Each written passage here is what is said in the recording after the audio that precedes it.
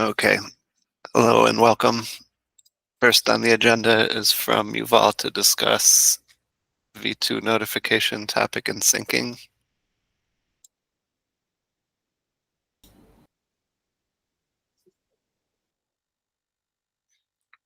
Hi. Yeah, I really hope that Alex would be here because this actually came from him, but I'll try to explain what his request is. Um, so um, after adding notification syncing in Squid, there was one issue that came up, and this is the fact that sometimes different zones they use different brokers. So for example, let's say that uh, each zone has their own Kafka message broker. And before we had syncing, then we would go and specifically for each zone define the topic, and in the topic we can define the specific broker that the notification should go to. After syncing, after notification syncing feature exists, then the same topic is used in all zones. So his request is so. I mean, one option is to uh, disable V2 notification, disable the syncing, and then there to be the same behavior as before. You have to go for each zone, define the topic, and you can define a different one. Even if it's the same name, you can define a different topic in each zone. Um, but the V2 notification has value on top of syncing. Um, it's a far better mechanism. It allows for better auditing of the status of your system and so on. So one thing that was proposed is to say that, and here comes the discussion. So, given this, I said, okay, let's define, let's add another flag to the topic. Say this topic should not be synced, and then because the topic is not synced, then you can go on and define the same topic with different, let's say, broker in its zone, and with the syncing flag to set to false. So this would solve the issue. One problem that was raised with what I proposed is, well, it was said that it might be a better idea to not sync or add the flag to the level of notification, because the problem with not syncing the topic is that you can end up with notifications that doesn't have topics. And if you have a notification without a topic, it means that you're going to get failures. But if you're going to have notifications that are not synced, there are no failures because there are no notifications. So, but the problem is that the way that we sync up notifications, it's just notifications currently are just bucket attributes, and bucket attributes are being automatically synced as part of the metadata sync, which is a much better idea than syncing specific objects. But we cannot, I think we cannot fine grain saying this attribute of the bucket is not going to be synced. So this is why this idea, I think it's going to be very difficult to implement. And yeah, so first of all, general feedback about the functionality or the change that was requested here. And second, what do you think about the different solutions, or what do you think should be the way to go forward?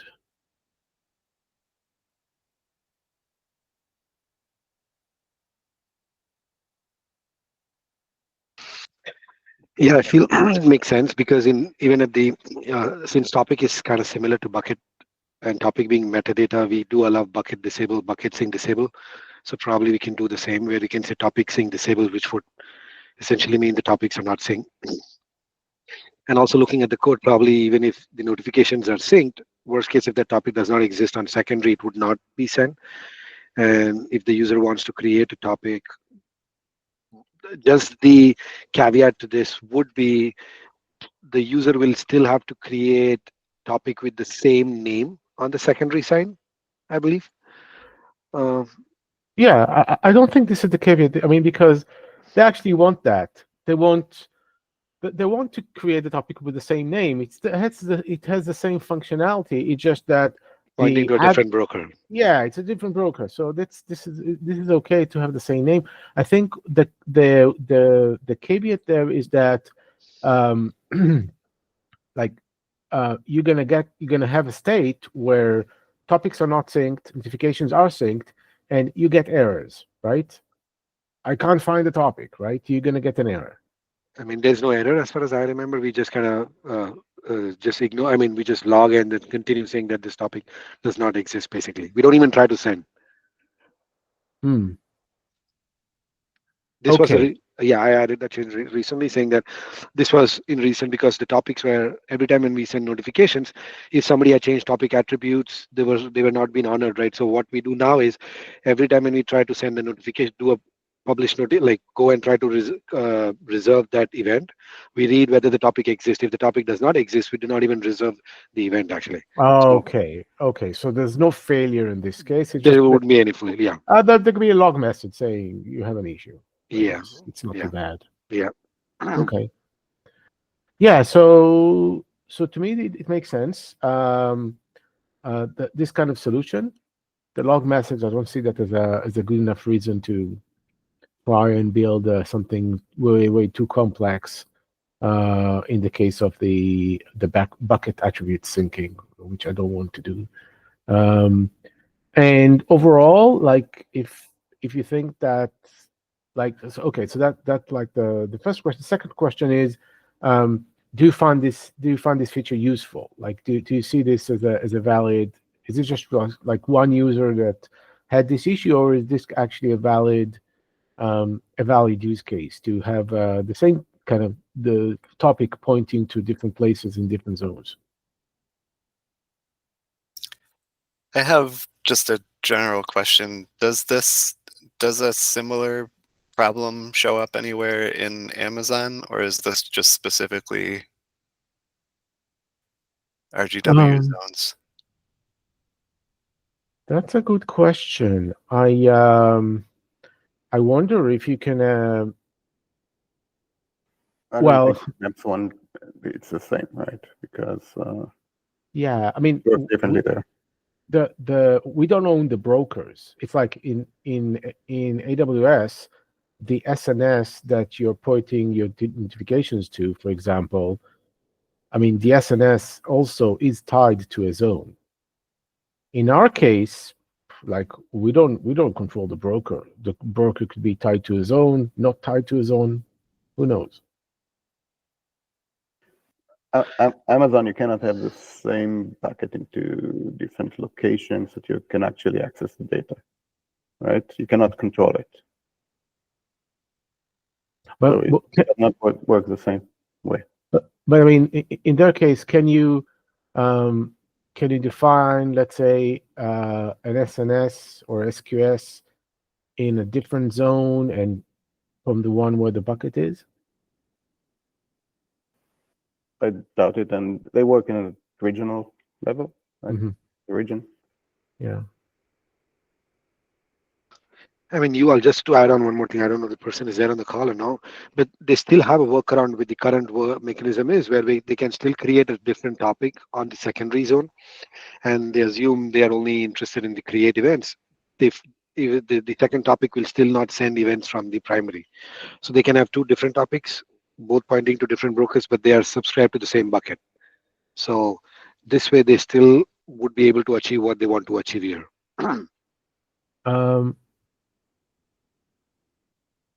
Right. I mean, they can define two different topics, but they define one notification, and they need to say to each topic this notification is pointing to, right? Correct.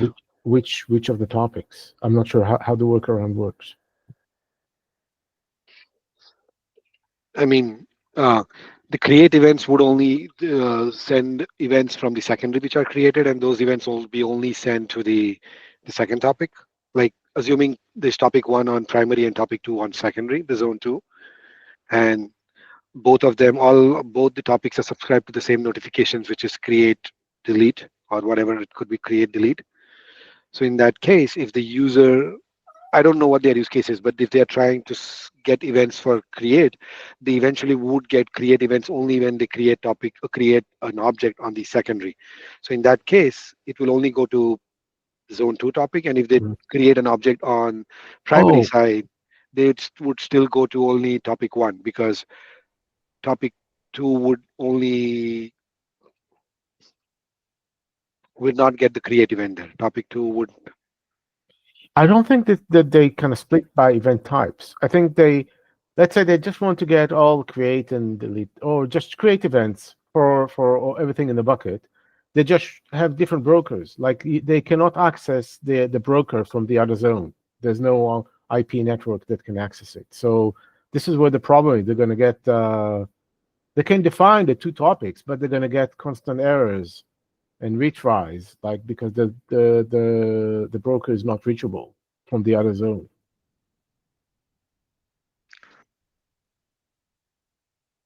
But that create event would not even send for topic 1, because when they create object on secondary, the event on the primary would be a replication event. It won't be a create or a delete event in that case. Right. So no, you're right. I think what was the exact use case? I think they actually want, right. What you're suggesting is correct. But I mean, I think what they actually wanted is they wanted the replication. They wanted to get the replication event. So they actually defined a replication type of notification, and they want the replication event to be sent to the broker. Okay. And I think It was this, a different broker. Okay. yes, it was a different broker. So you're right. What you're suggesting, I now remember. I told them about that. So the problem that they have is that they want that for the replication events, and that won't work. So I think what they currently do is they just they downgraded to version 1, which is, I mean, it's not too bad. But I think doing this as another parameter at the topic configuration level is probably the way to go.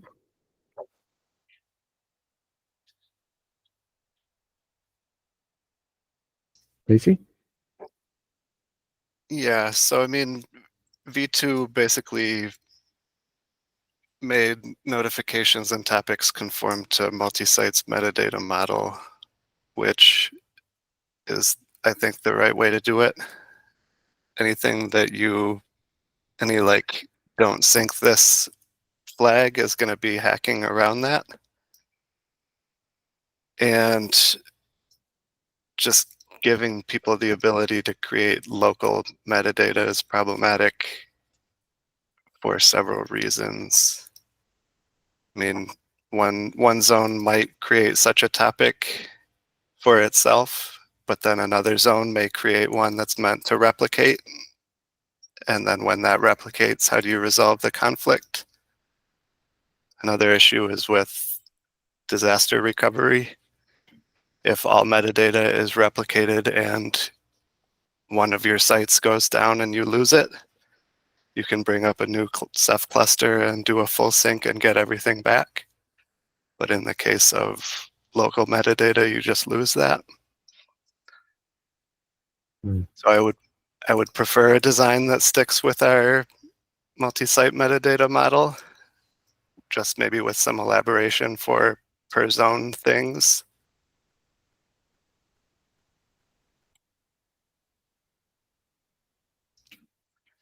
Yeah. I mean, regarding your second point, I mean, this is the current behavior, and if they're okay with it, then they're okay with it, with the information not surviving disaster recovery or geo redundancy.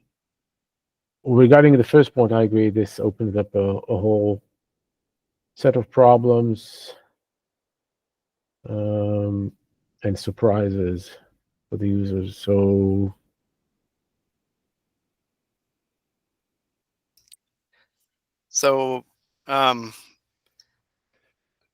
notification configuration gives you like a XML document, right? And you can have filters for different actions and stuff. Maybe we could just add a filter that says which zones should apply that action. Hmm.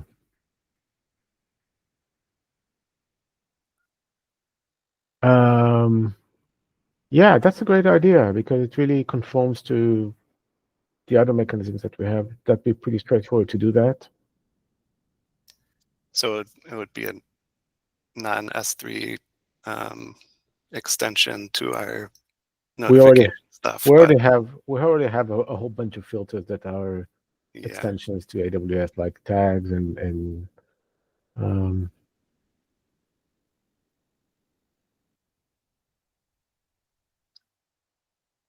yeah, that could be a good idea. I mean, this is accessible. The zone is accessible from the request state context, right? So yeah, we can filter on that. yeah. Maybe two different filters: a zone one that takes an array of zone names or IDs, and then a not zone that's the converse. And then you could create two different topics with different names, one publishing to one zone's broker and the other on another.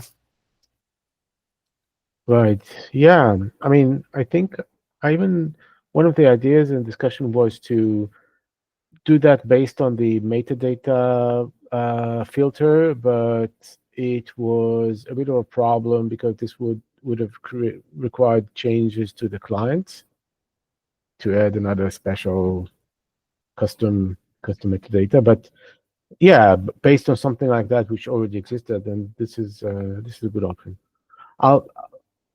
I'll reply that in the discussion, and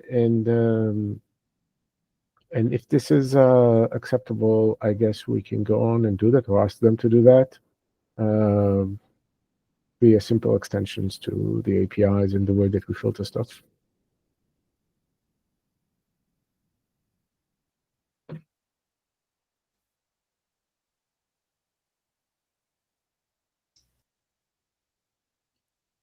What do you think, Kunal? I was just thinking the filter is is on the S3 side, right? Like we add tags on based on objects. How would you differentiate based on topic that I'm still trying to think actually? I mean, we call it as S3 filter. So the whole idea for that filter was we want to filter the objects on what type of objects the event. I mean, what event should we send for different objects? Like we are now tying this up to a broker, like to a topic, basically.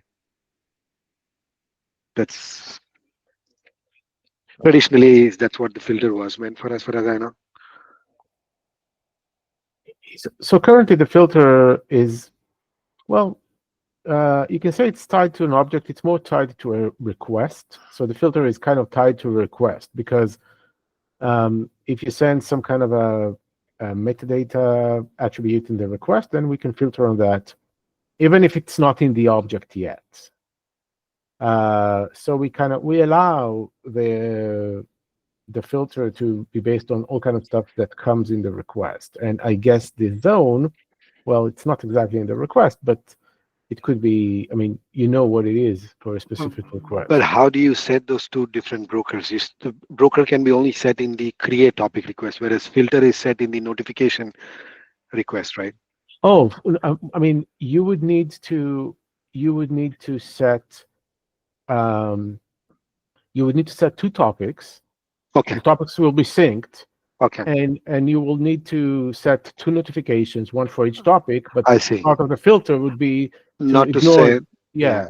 So I mean, it's not very efficient, but it would fix the issue. Hmm.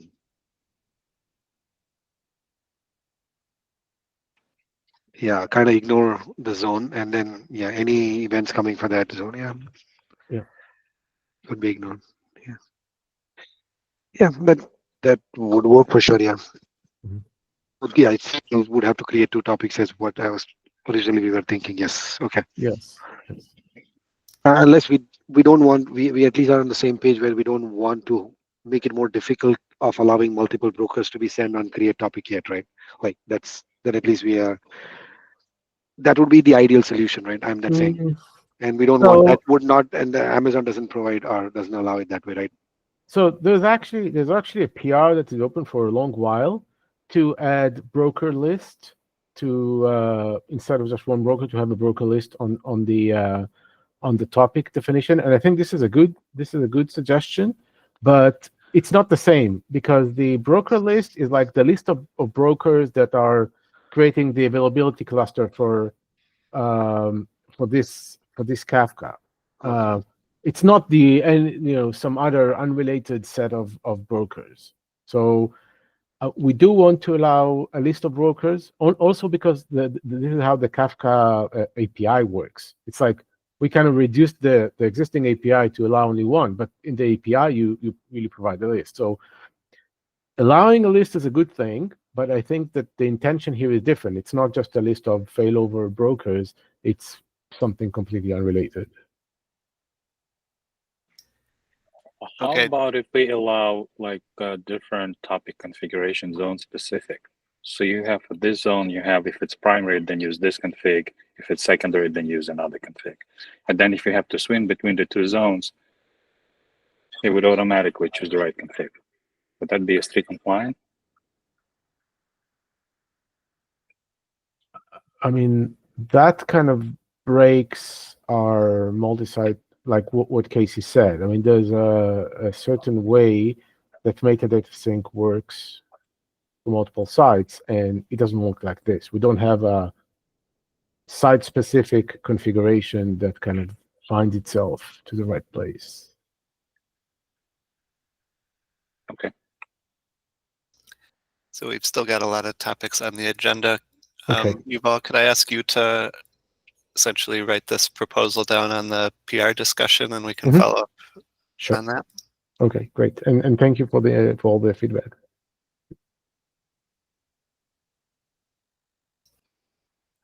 All right, let's move on. Next up is Shilpa's topic about multi-site replication between zone groups. Hi. Is Sina here? Hi. Yeah. Hey, hi, Sina. Okay. Hi. Yeah, just wanted to bring up this topic and discuss what's the best way to go about it. So we have the PR request by Sina to allow replication between zone groups using sync policies. Let me just paste the PR here.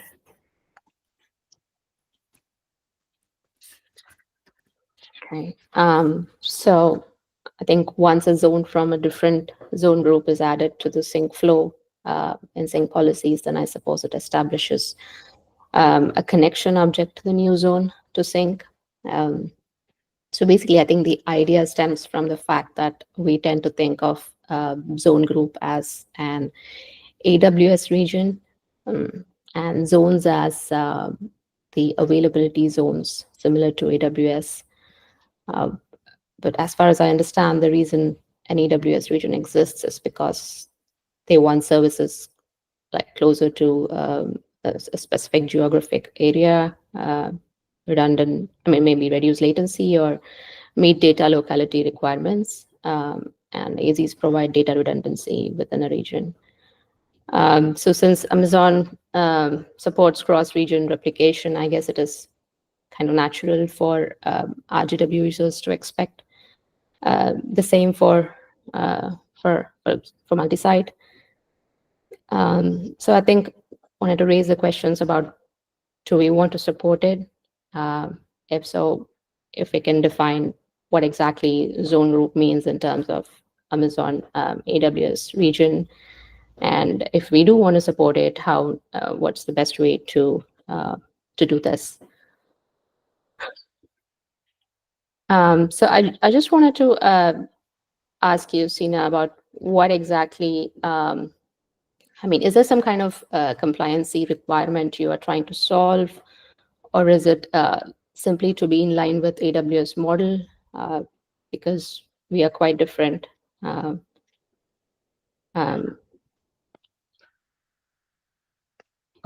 Yeah, I mean, basically, it's both being compatible with AWS and some compliances.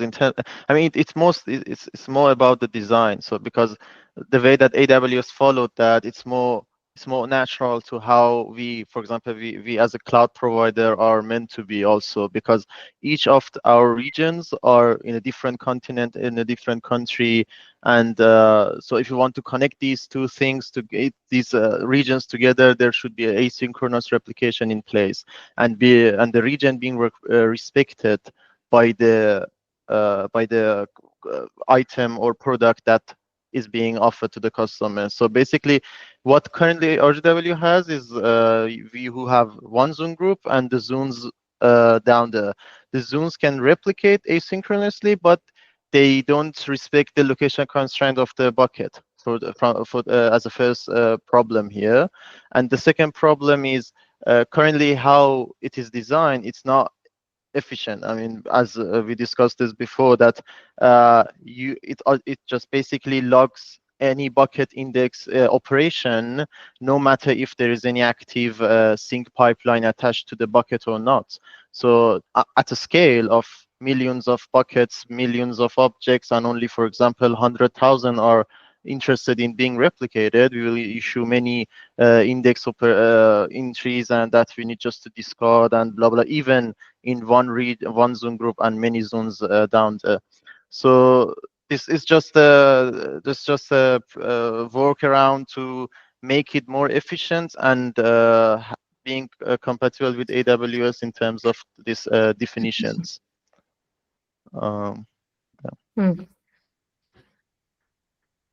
Yeah. So so enabling replication. Just a second. Give me one second. Hold on. Okay.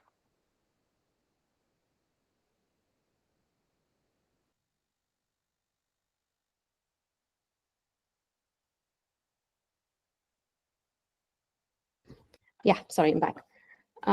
So enabling replication across zone groups also means that we will have more work. I mean, that you already know that we will have more work for all the zones polling from each other. And I think in your PR, you have attempted to minimize polling by querying for bucket sync policies for every operation before adding into BI log or data log, and also by passing in the zone group string into BI log entries and data log entries to allow destination to decide whether they are the intended recipient or not, so to either process or discard it at the destination zone. I think that's really the high level overview of the PR. So all of this filtering, I think, would have been fine if we were really replicating just the new data, but multi-site also syncs the existing data by default, unlike AWS. So at the start of data sync, we do full sync. So by listing all the buckets from all the zones, so all objects get populated during this phase. The data log entries and BI log entries are just used for incremental changes to these objects, right? So during full sync, you cannot really use the logic of filtering based on zone group and that based on anything. And that also means that they will become inconsistent if incremental sync filters out these objects. I mean, that's why currently if sync policies apply, if sync currently as per the design, if sync policy applies, then we filter the objects only at the end while fetching the object. And if it does not match the policy, we discard it. And this works well with the current design. Yeah, I see. Yeah, I guess the full sync phase happens on bucket creation, I guess, and after that, it will be turned into incremental syncing. So that Right, but if phase, you yeah, have objects already existing in the bucket, they all get yeah, replicated. that would require. I mean, but I guess when it's in incremental phase, it doesn't get replicated, the existing ones. Other than that, we implement the batch replication from AWS that force it to do a full sync replication. Well, that's what we have as default. I mean, we do a mix of batch replication and live replication and everything. So there are a lot of what is replicated and what's not replicated in AWS, but our model differs quite a bit from that, where we don't really put a lot of restrictions on what we allow and what we don't allow, which also makes it difficult to um, you know, make it look like AWS. Yeah. Yeah. I mean, there are many incompatibilities currently, even with the current multi-site. That, for example, the chain replication that is not allowed by AWS, but also allowed by us, and that's just not just because let's be like AWS. It causes many loads, many unnecessary loggings that we can just avoid that.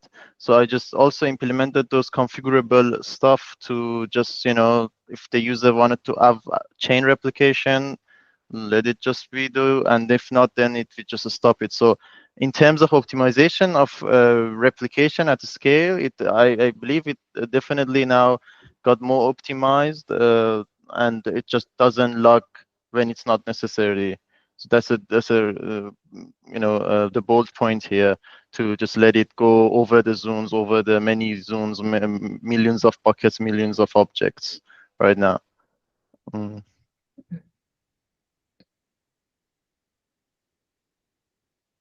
Okay, but yeah, I think it's going to be challenging to actually, make this compatible and work with our current model. So I think the first thing that I really wanted to ask in general is, so what if we try and limit I think the whole point is trying not to have a lot of polling requests coming from all the zones. So what if we try to have the group flows defined in such a way that, say, for example, you have zone group A, B, and C, and say zone group A is the master zone group, and B and C are the other zone groups.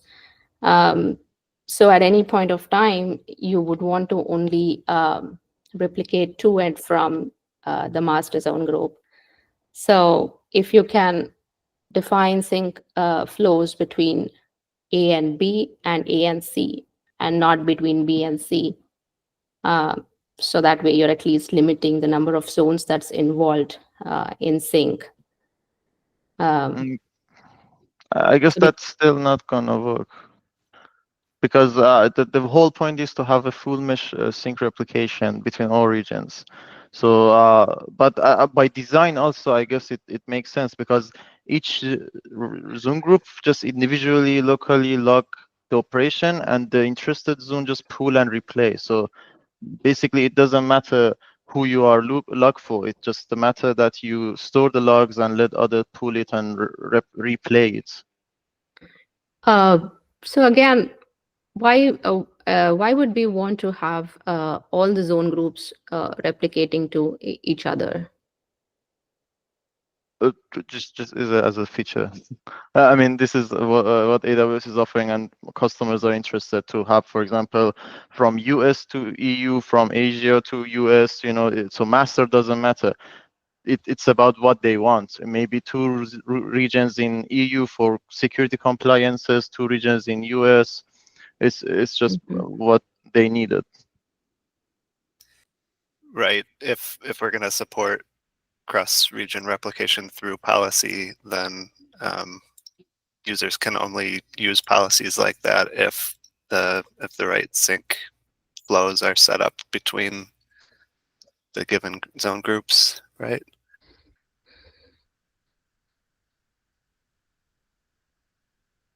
Yeah, I mean, we have sync policies based on zone group level that allow where to where is allowed, and then it can be limited to bucket that where to where is enabled.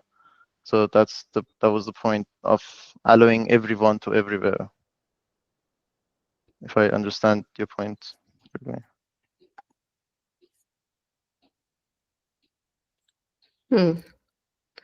Okay, yeah, but I still don't completely, I'm not clear about how we would handle full sync, especially if we do this. And that means that we would have to allow only new data to be synced if we want to make use of the, the optimizations that you have made.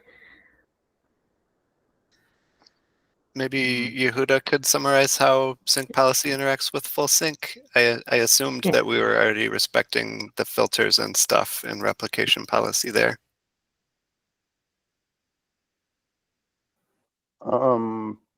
Yeah, I don't see it. There's no contradiction, right? Like the only restrictions in sync policy, like the sync policy is not even, is it zone group aware? Well, it's per zone group, right?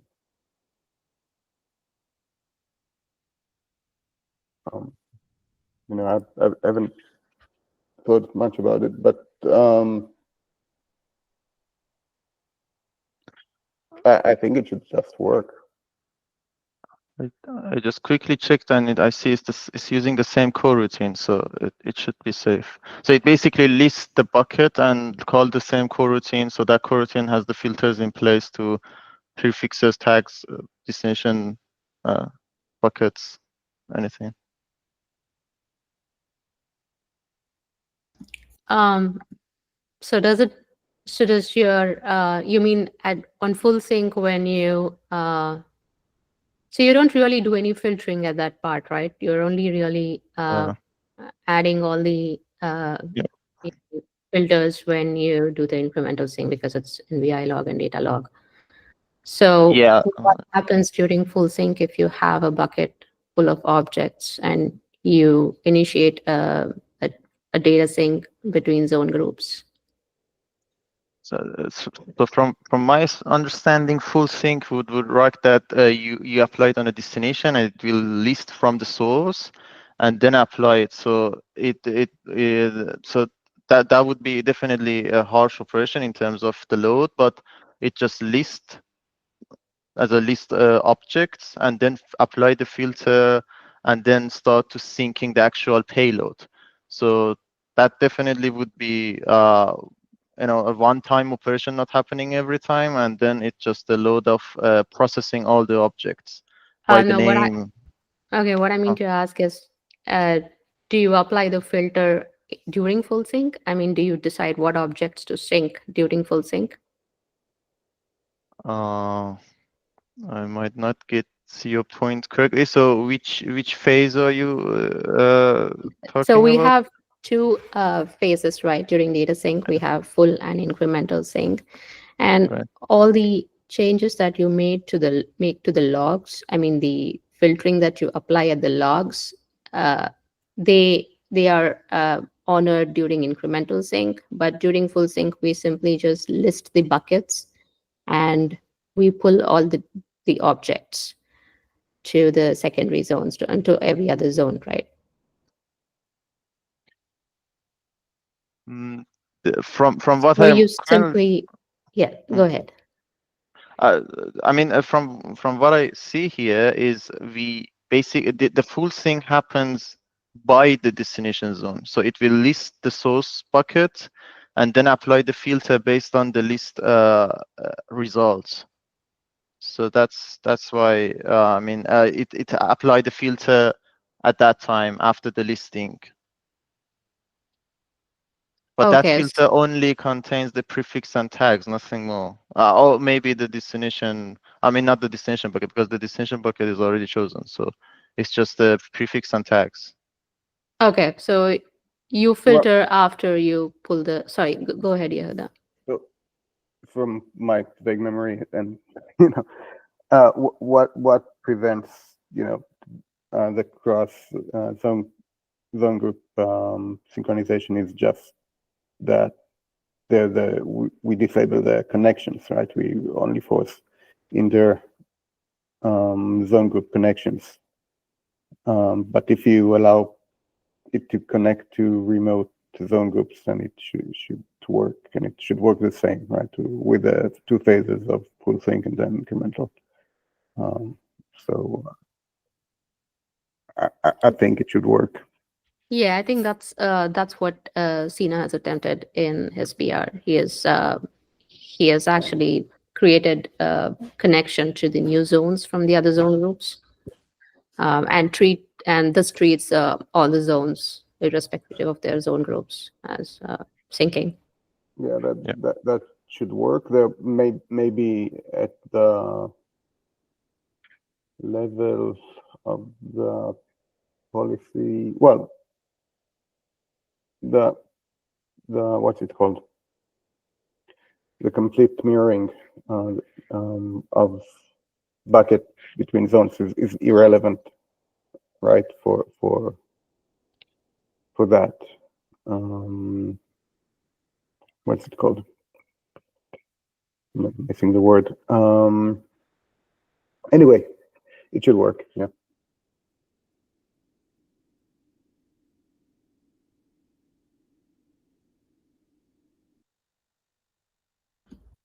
Yeah. So yeah, I think the only concern was that we have to ensure that we don't between that we actually maintain that consistency between full sync and incremental sync, and that we are not actually filtering only during one part and then we pull the changes from the other. But I think you mentioned that you're doing that during full sync as well, Sina. So Yeah. I mean, yeah, the so if filter is that's yeah, that's for okay. sure. Yeah. Okay, if that's the case. Because I had also an idea that maybe we should drop that, but then now you prove the point that we shouldn't, because I was only applying on the writing phase. So now we should also keep it on the pulling phase also. So yeah, that definitely is the case. Yeah, we definitely have to do that in the Yeah. beginning. So other than that, I think you had a question about chain replication. I'm not very sure about that. I don't know, Yehuda, you or Casey, do you have any thoughts about that?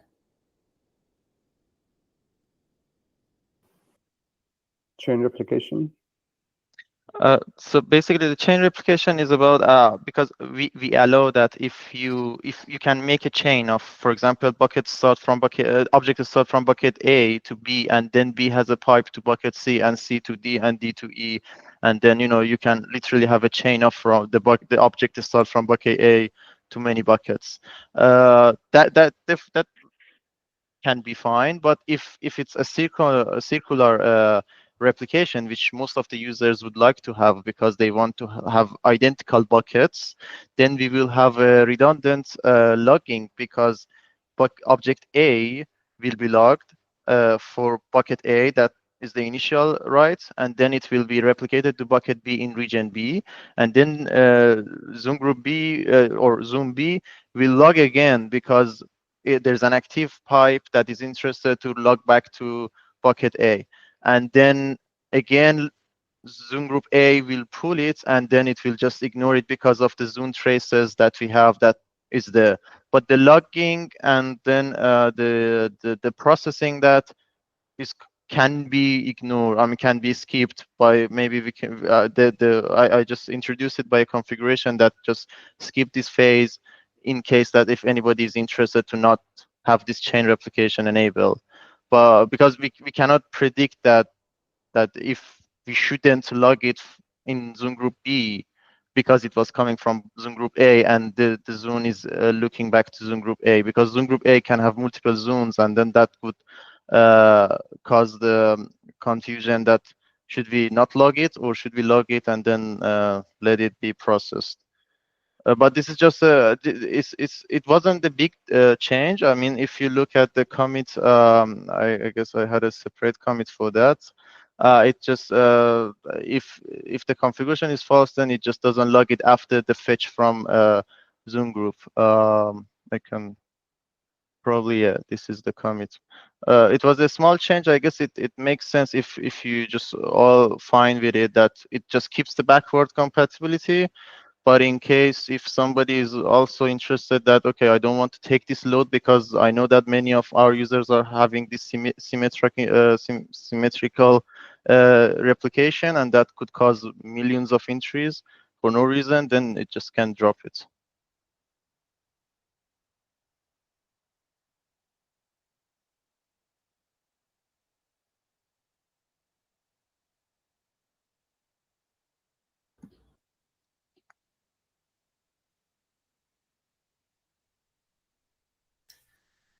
Yeah, I don't have a strong feeling about this. The chained replication is something that we've always supported.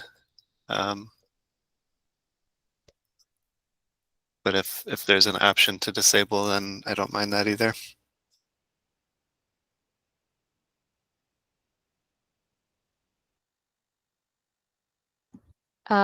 So as long as this is configurable, I guess, as a configurable option, I guess it is okay, is what it's saying. So so related to making these things, some things configurable, I also wanted to talk about having logging of data enabled when there is a single zone in a zone group. So I think it should be allowed only when it is in combination with zone group replication. So maybe you could make that also as a configurable option, where you can check if there is a zone group replication that's going to be needed as a part and self configuration, and then turn it on only if it's needed. Otherwise, we just don't log data.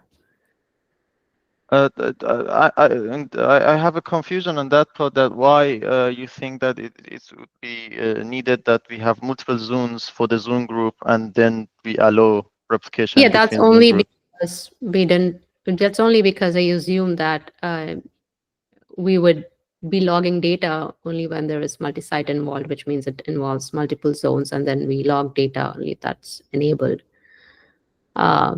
So I understand that you might want to have only a single zone within a zone group, and you want to have replication between single zones from each zone group. Then you would have to log data for that reason.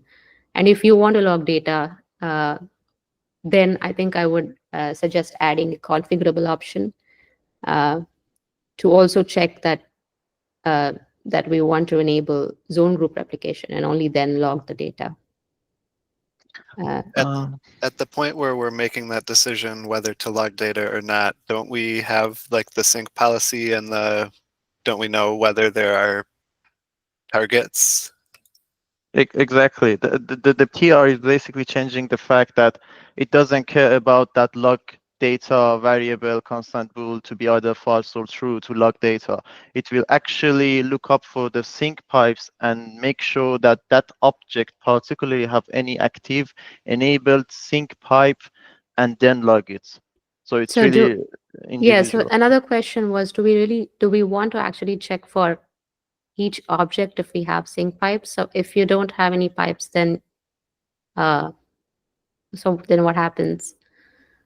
I mean, if there are no pipes, then that means you would not we just don't log sync anything. You don't log it. And if there is so if you are also checking for policy handlers, then so I think there will be a default policy handler when there is no bucket policy sync sync policies set, right?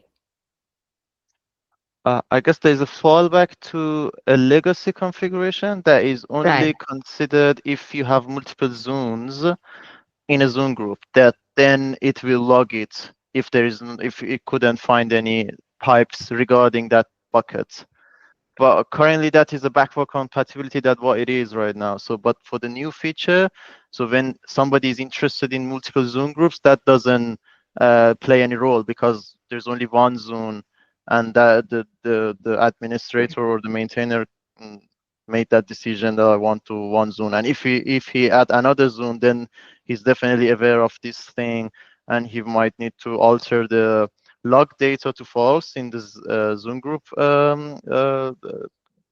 document, or have some other workaround. But it's just by nature of the old backward compatibility design. Okay, I think we can discuss that in the PR. We can go over the details in the PR. So overall, what do you think? I mean, I think we want to take it. I mean, we do want to be able to have replication between zone groups. But yeah, I think we will have to just go over the details, the changes that you have made. Yes, Casey, you had something. Yeah, still kind of concerned about scaling because because this essentially requires an all-to-all connection between zones, right? So the currently zone groups limits the number of interzone connections that are pulling for data changes. But if it's all-to-all, then the number of connections is going to scale exponentially with number of zones.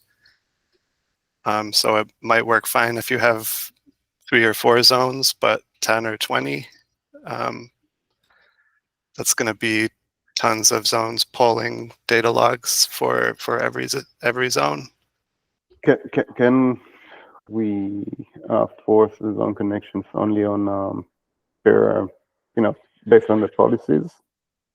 I think, yeah, that's what is suggested in the PR, saying that we control that through policies. In which case we can even reduce the number of connections. Sorry, what kind of policy are we talking about? The sync policy, right? Look at the zone group, or wherever we keep the zone, the sync policy, and where the pipes are defined, and see that there's only like pipe defined between zone A to zone B. Then we only need connection between A and B, right? We don't need to connect C to any of them. But I mean, if we're talking about bucket replication policies wanting to enable cross-region replication between any zone group, then doesn't that still imply connections between all zone groups at least? Well, you cannot. You need to be specific on the buckets that you're doing, right?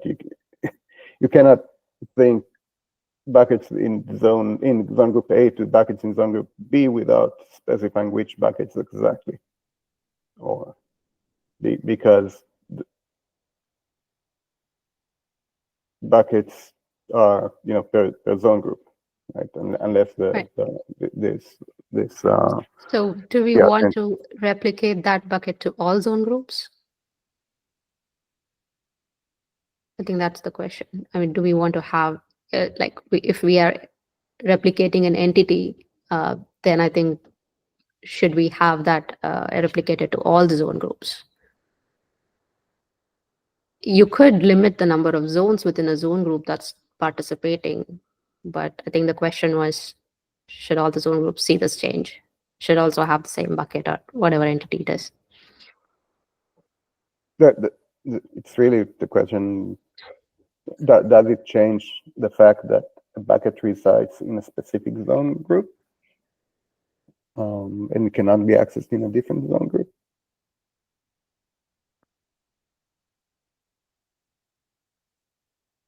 I can add a comment here. So basically, one of the other main goals of this PR was to introduce that log zoom group control variable. Currently, if again as a configuration, if somebody is interested to only let one object be replicated to only one destination, which would be one zone, then on the pooling side, when you pool the changes, you don't get that index operation in your response to process that.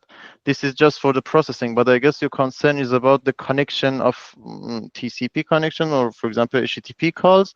That's probably something that is unavoidable, because one user can apply one to A to B, and then one other go to B to C, and then they just make the mesh with 5 buckets. So the policies couldn't be the answer, but the point is we should eventually let this happen. But for the writing phase, it's completely local, so I don't think that could cause any scale issues. But for the reading phase, everyone are requesting each other. But if the response is empty, then would that still cause a scaling issue for that Zoom group that is pulling from all other ones with an empty payload as a response? I agree that the scaling issue is only on the side listing data log entries. Why would they get empty listings though? Because there were no interested entry for them to process. I mean, there was no pipe pointing to them. Are you talking about the log zone group Right. string that you have added? So yeah, I think the log zone group string has been added into the data log entries. Is that log zone group actually reflecting the destination zone group? Yes, I mean that log zone group is pointing to a destination that who should replay this log.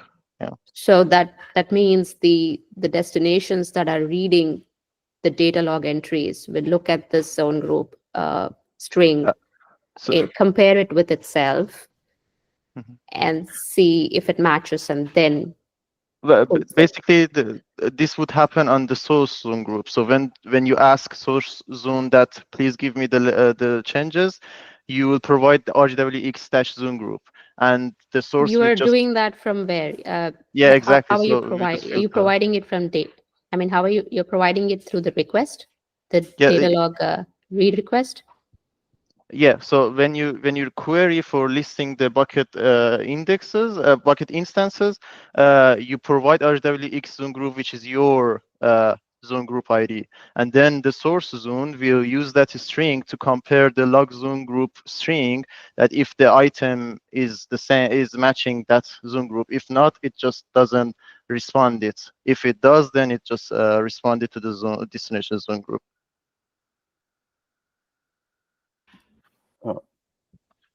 I'm kind of lost here. Why is that needed? I'm missing I didn't read the design, so.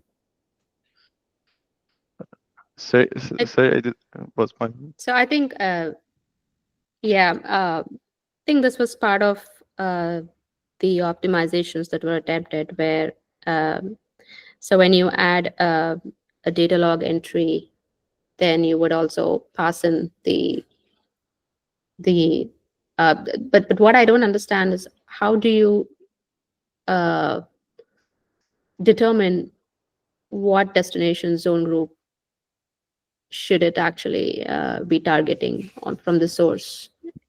That comes from the sync pipe. Basically, when it comes to between zone groups, you cannot target the same bucket name, because it definitely has a different zone group. So it is definitely another bucket that only is limited to that zone group, because buckets are limited to a zone group. They cannot exist on multiple zone groups with being that can have write and reads, basically. So we look at the sync pipe, the user specifying that I'm interested in destination bucket X, and then we find where the bucket is located, and then put that log zone group there.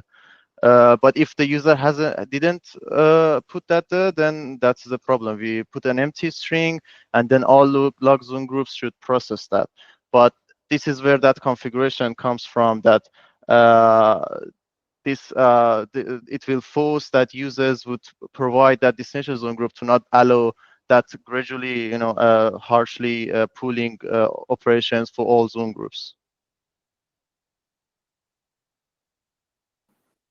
So it's an optimization to filter out events that the target zone in the target zone group does not need to see. So can you come again? So it's an optimization. It's an optimization, yes. That only we just, it will let the zone groups process what they are interested, not process everything else. And that can be controlled by a configuration again. Well, the problem is the configuration might change, and if you're putting that in the log,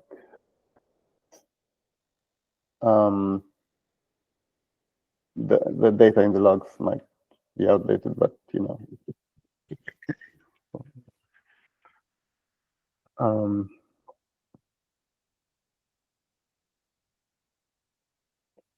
like instead of doing that, in theory, we could say, look, when we're listing the data log, we can, for each entry at the source, we say, okay, the zone that's pulling from me now does not care about that bucket, so I'll skip that entry.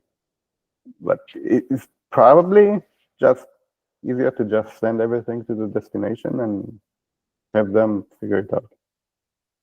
Yeah, but that caused the scaling issue, doesn't it? But they need to list anyway, right? To do some operation. Yeah, but if we return an empty string, then they don't need to process, because because at the scale, I mean, we have customers interested in 100 millions of objects. So I assume that 100 million object needs to process by 10 zone groups identically. That definitely kills them. But how many buckets? 100,000, anything. We want to scale. So if you filter on the source, then we will leave the destinations not busy with the trash work. That's the point. I do think that filtering does help a bit, but yeah, there's still the load of all of the zones causing the source zone to list data log entries over and over. Mm-hmm. A question about the log zone group also. Isn't it possible that a single object write could have multiple targets on different zone groups? Would we need to log multiple data log entries in that case? So basically, that's what the last configuration I pasted is about. It's either you force it to one object to a single zone, or many to many. So if it's many to many, it's the old design that we just log empty string for log zone group, and then that would be served for all zones that querying. But if you force that through that configuration, then it always contains one zone group. So it's a backfall between AWS design or the old design. I mean, of course, we could have just make it a vector of multiple zone groups and make it more extendable, but that doesn't address the scaling issue. We didn't fix it. But this one, we're forcing that to either one or many, and then one that would cause this benefit from processing.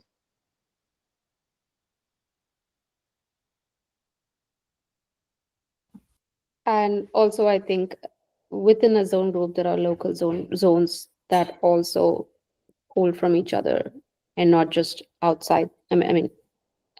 Other than the outside zone groups, they also pull from each other. So that's also going to be a lot of issues with scale there again.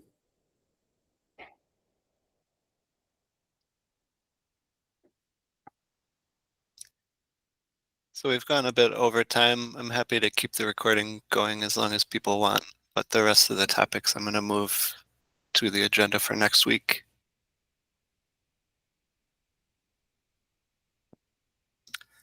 Sina, I see that you have a couple follow-up questions under this topic Yeah. about bucket index log and caching full sync status. True, yeah.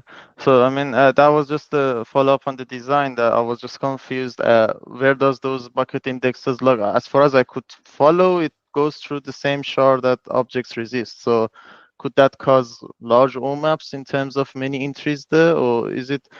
I mean, it's not part of the Yes. FIFO as I understand. Okay. So I mean, could that also cause any scale issues? Do we see any concerns around it? We do trim them. Right, but I mean, assume that one region has any problems for hours and this index has just got piled up for hours, because the whole point of this replication is asynchronously and, error free. So that's why, I mean, I'm thinking of the corner case here.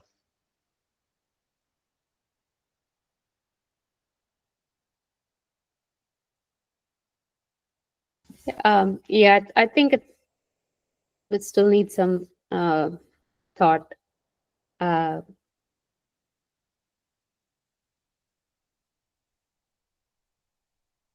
I'm not entirely sure that we can solve the scale problems with the current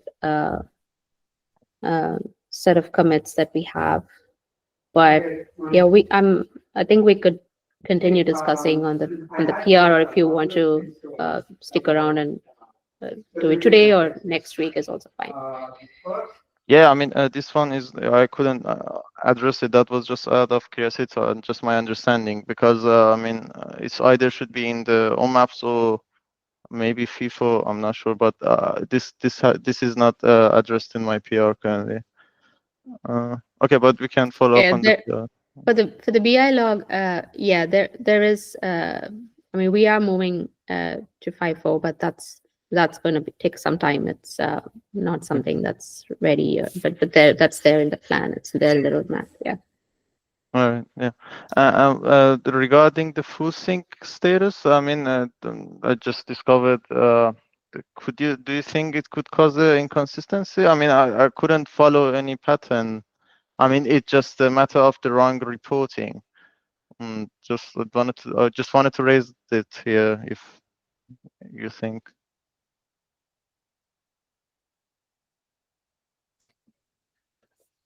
I don't follow. What's the problem with resharding? So when the bucket got resharded, it gets a new generation, and then the destination zone, I mean the source zone, will just remove all the incremental status to reset them. But the generation would be also updated. But on when the destination is requesting for the sync status, it will get the old generation with empty shard status because it was cached. So I mean, this is where I discovered in the testing. Of course, I can just disable caching for testing, but I was wondering if in production, could that cause any troubles? This invalidate cache here.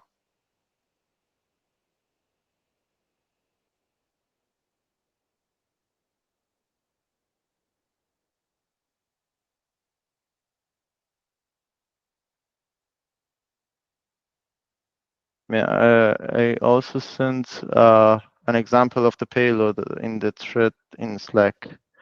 So this is before resharding. Let me paste it here just quickly. This is before resharding, so it has a generation 5, and the status for the incremental sync is, for example, position 15, blah, blah. And then after the reshard, we will delete the incremental status and then update the generation to 6. But when we update it, when you request it, you get something like this, because the full sync payload, which has this incremental generation 5, is cached, but the incremental status array has been deleted. So it's not cached, and then you got this after the reshot. This is a bit confusing. Just yeah.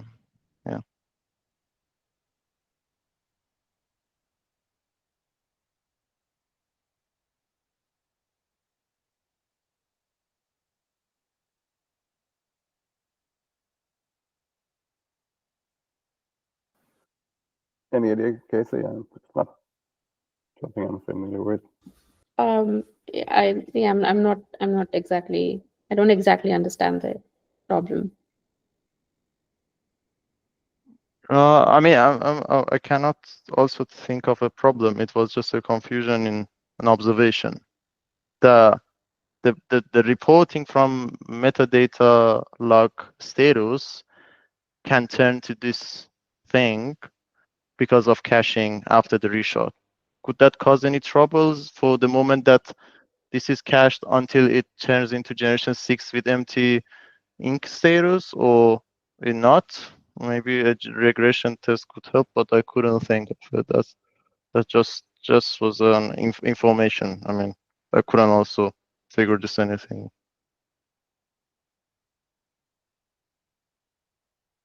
But I can mention you in the thread for this, like I raised that there are more details of the code, and maybe that can help.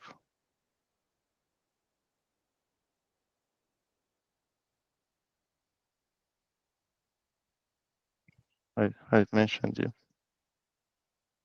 Okay, I'll take a look. Yeah.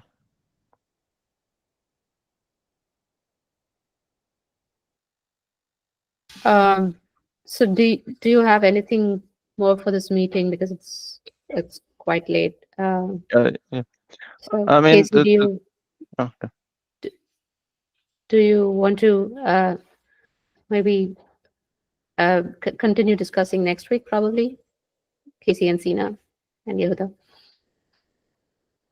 or even I'm on the available. PR is fine if there is anything more you want. I'm available wherever that you think it would be more productive. I mean, I'm now currently writing the multi-site tests, and then I can push it. I guess it would be. Oh, about multi-site tests, yeah. So I enabled zone group in the suite, in the multi-site suite.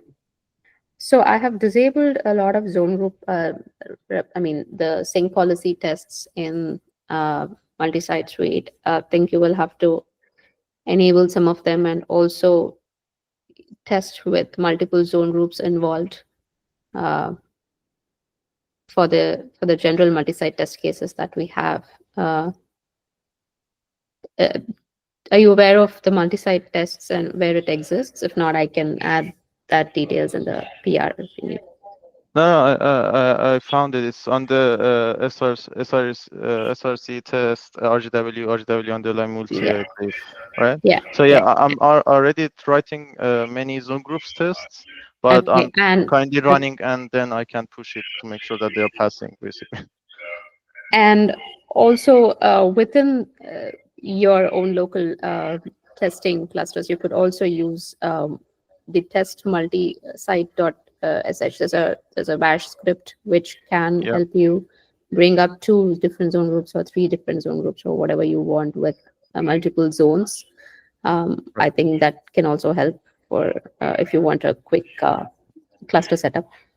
Yeah, I'm currently using M start and M run to do that. Oh, but multi-site, the other script does that for you. You don't have to do the mstarter. Oh, okay. Yeah, no worries about that. I got it. Thank you. Okay. Yeah. So, I mean, anything else I can cover? I mean, maybe you can just start putting comments. I mean, what is missing that I can cover right now? I mean, what's the blocker? Okay. Yeah.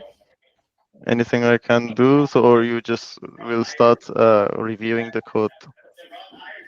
Yeah, I think we'll start with reviewing code, and I also think we need to put more thought into the scaling issues. So yeah, I mean, I'm okay with discussing on the PR. Okay. All right. Perfect. Thank you very much for your time, honestly. Thanks, Sina. Yeah, we'll discuss on the PR, and then if there are more questions to raise in next week's meeting, we can go over them then. All right, sure. Thank you. Thanks for sticking around, everybody. See you Thanks, next week. everyone. Yeah.